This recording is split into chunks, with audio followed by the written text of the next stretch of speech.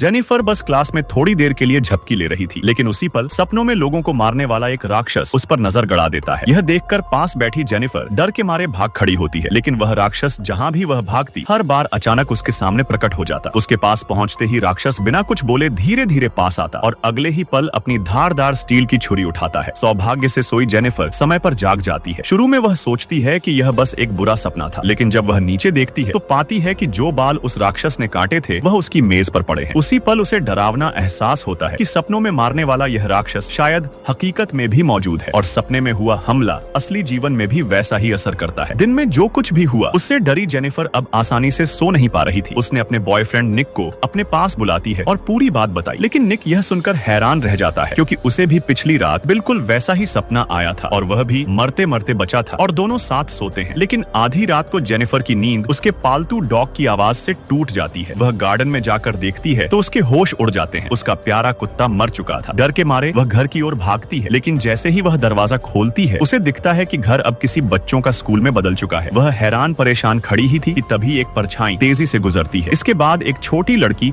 उसके पास आती है और उससे हाइड एंड सीक खेलने के लिए कहती है। फिर जैसे ही वह राक्षस लड़की की ओर देखता है उसी समय जेनिफर की नींद खुल जाती है। राहत की सांस लेते हुए वह देखती है कि निक अब भी सो रहा है। वह बाथरूम जाकर चेहरा धोती है ताकि थोड़ा होश में आ सके, लेकिन जब वह वापस आकर फिर से सोती है तो कुछ भयानक होता है। अब सोई जेनिफर पर जैसे किसी भूत ने कब्जा कर लिया हो। वह जोर जोर से कांपने लगती है और इतनी ताकतवर हो जाती है कि निक को एक ही झटके में बिस्तर से नीचे गिरा देती है। इसके बाद जो हुआ, सोई जेनिफर जमीन से ऊपर हवा में तैरने लगती है जैसे कोई सुपर पावर आ गई हो। निक उसे नीचे लाने की कोशिश करता है, लेकिन अगले ही पल राक्षस उसकी छाती फाड़ देता है। अपनी गर्लफ्रेंड की इतनी खौफनाक मौत देखकर निक डर के मारे वहां से भाग जाता है। अब निक समझ चुका था कि कोई उसकी बातों पर यकीन नहीं करेगा। उसकी गर्लफ्रेंड बिस्तर पर मारी गई है और वह खुद खून से लथपथ है। अपना बचाव करने के लिए वह जल्दी से अपनी फ्रेंड लिसा के घर पहुंचता है और उसे पूरी घटना बताता है। वह चाहता है कि लिसा इस राक्षस के बारे में जानकारी जुटाए, शायद तभी उसकी जान बच सकेगी। उसी समय पुलिस की सायरन की आवाज आने लगती है। लिसा को परेशानी में न डालने के लिए निक वहां से भागता है, लेकिन बाहर निकलते ही पुलिस उसे चारों तरफ से घेर लेती है और उसे गिरफ्तार कर लेती है। अब निक की एकमात्र उम्मीद लिसा ही है।